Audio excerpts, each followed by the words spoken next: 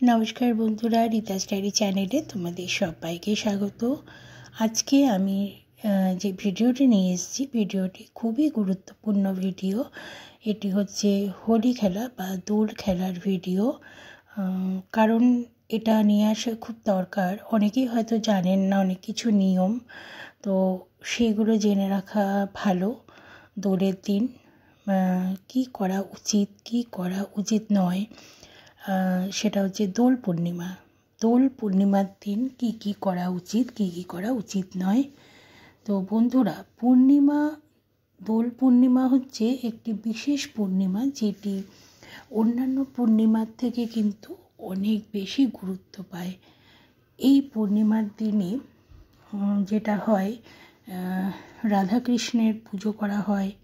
কেউ কেউ আছে গোপালের পুজো করে, আবার কেউ আছে সত্যনারায়ণের ব্রত করে। এই দিন দেখবে যে অনেক বাড়িতে কিন্তু সিন্নি আয়োজন করা হয়, যেটা আমরা নারায়ণ ঠাকুরকে দিয়ে থাকি।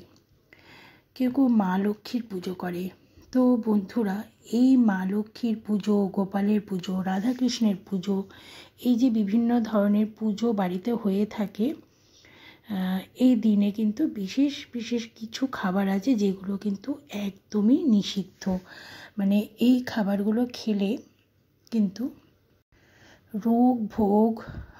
রোগ যন্ত্রণা, জ্বালা যন্ত্রণা, অর্থকষ্ট, কলহ, বিবাদ এগুলো কিন্তু লেগেই থাকে।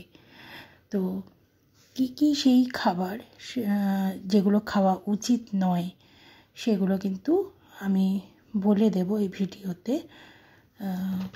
কারণ এই নিয়মগুলো করলে নিজেরাই ভালো থাকবে, আর প্রত্যেকটা মানুষ চায় নিজেরা ভালো থাকতে। আর এমন কিছু নিয়ম, ছোট ছোট নিয়ম পালন করা উচিত যেগুলোতে ভালো থাকা যায়। এই দিনে যেহেতু পুজো পার্বণ হয়, তাই মাছ, মাংস, পেঁয়াজ, রসুন এই জাতীয় আমিষ খাবার কিন্তু একদমই উচিত নয়। এই আমিষ খাবারগুলো এমনকি বাড়িতে কেউ আসলেও কিন্তু দেওয়া উচিত নয়। এই দিনে সজনে ডাঁটা একদম খাবে না, কারণ সজনে ডাঁটা খেলে কিন্তু অর্থ কষ্ট আসতে বাধ্য।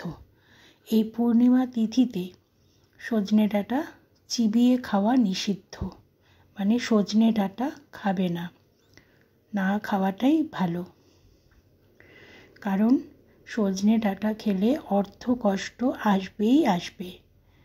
তো বন্ধুরা, কিছু নিয়ম পালন করে যদি আমরা ভালো থাকি, তাহলে সেই নিয়মটা আমাদের পালন করাই শ্রেয়। তো সেই জন্য এই পূর্ণিমা তিথিতে, দোল পূর্ণিমায় সজনে ডাঁটা বাদ দিয়ে দেবে। যদি সজনে ডাঁটা থেকেও থাকে ঘরে, তাহলে সেটা খাবে না। পূর্ণিমা ছাড়লে তবেই সজনে ডাঁটা খাবে। আর যেটা খাবে না সেটা হলো শিম কিন্তু চৈত্র মাসে খাওয়া উচিত নয়। আর আমাদের পূর্ণিমা পড়ে যাচ্ছে চৈত্র মাসে শিম খেলে কিন্তু হজমের সমস্যা হয়, কারণ এই সময় শিমে পোকা মাকড় হয়ে যায়। সেই জন্য শিম খাবে না। উচ্ছে জাতীয়, মানে তেতো জাতীয় জিনিস, নিম পাতা, এগুলো কিন্তু এই পূর্ণিমার দিনে খাওয়া একদমই উচিত নয়, মানে এই দিনে বর্জন করা উচিত। তো বন্ধুরা, এই দিন এই যে রাধাকৃষ্ণের পুজো হয়, দোল উৎসব হয়, আমরা কিন্তু ঠাকুরের পায়ে আবির দিই, বড়দের পায়ে আবির দিই, ছোটদেরকে রং মাখাই। তো এই দিনকে একটু মিষ্টি বিতরণ করা ভালো। যত পারবে পায়েস রান্না করবে, যত রকমের মিষ্টি জাতীয় পায়েস দান করবে, মিষ্টি দান করবে, নিজেরা খাবে, তাহলে কিন্তু দেখবে তোমাদের দুরবস্থা দূর হয়ে যাবে, অর্থ কষ্ট দূর হয়ে যাবে, কলহ বাঁধবে না, সংসারে শান্তি বিরাজ করবে, মা লক্ষ্মী সদা বিরাজমান থাকবে। উপোসের দিনে এই শ্যামা চালের ভাত তোমরা খেতে পারো। শ্যামা চালের ভাত খাওয়া কিন্তু খুবই ভালো। শ্যামা চালের ভাত কিন্তু উপোস কাপাসের দিনই অনেকে খান। তো শ্যামা চালের ভাত, এই মিষ্টি, ফল, এগুলো খাওয়া যেতে পারে। কারণ পূর্ণিমা তিথিতে এগুলো খাওয়াটাই শ্রেয়। এগুলো খেলে নিজের মধ্যে একটা সাত্ত্বিক ভাব থাকে আর নিজেকে ভীষণ পবিত্র মনে হয়, তাই না? তো বন্ধুরা, যত পারবে নিজেরাও মিষ্টি খাবে, পরিবারের মধ্যে বিলোবে, সবাইকে বিলোবে। আর যেটা করবে না সেটা হচ্ছে বেগুন পোড়া খাবে না, কোনো পোড়াই খাবে না এই দিন। রুটিটাও যেহেতু সেঁকা পোড়া, রুটিও খাবে না। বেগুন পোড়া তো একদমই খাবে না। পোড়া খেলে কিন্তু স্বামী স্ত্রীর মধ্যে অশান্তি, কলহ, সংঘাত, বিবাদ এগুলো লেগেই থাকে। মা লক্ষ্মী রুষ্ট হন। যে ঘরে অশান্তি, বিবাদ এগুলো লেগে থাকে সেই ঘরে কিন্তু মা লক্ষ্মী থাকেন না। মা লক্ষ্মী হলো চঞ্চলা। তাই বন্ধুরা, এমন কিছু করবে না যেটা অলক্ষ্মী আসে, লক্ষ্মী চলে যায়, তাই না? তো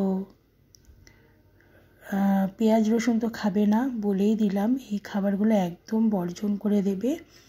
দেখবে নিজেরা ভালো থাকবে। আর নিজেরা ভালো থাকার জন্য কিন্তু আমরা ছোট ছোট উপায়গুলো কিন্তু অবশ্যই করতে পারি। এই দিনকে শুয়ে বসে খাওয়া একদমই উচিত নয়। আর যত পারবে ঠাকুরের ভোগে মিষ্টি দেবে, ঠাকুরের ভোগে নানা রকম পায়েস দেবে। দেখবে নিজেদেরও ভালো লাগবে আর মনে অনেক শান্তি পাবে। অর্থ কষ্ট কিন্তু একদম দূরে চলে যাবে। তো বন্ধুরা, তোমাদের কেমন লাগলো তোমরা কিন্তু অবশ্যই জানিও। ভালো লাগলে লাইক, শেয়ার আর কমেন্ট করতে একদম ভুলো না। এই নিয়মগুলো তোমরা পালন করো, দেখবে তোমরা অবশ্যই ভালো থাকবে রাধাকৃষ্ণের আশীর্বাদে, মা লক্ষ্মীর আশীর্বাদে। তো আর যারা নতুন বন্ধু আসছো তারা অবশ্যই একটা সাবস্ক্রাইব করে দেবে আর ভালো লাগলে শেয়ার করে দেবে, কারণ তোমাদের একটা শেয়ার আমার জন্য কিন্তু অনেকখানি প্রেরণা। সবাই ভালো থেকো।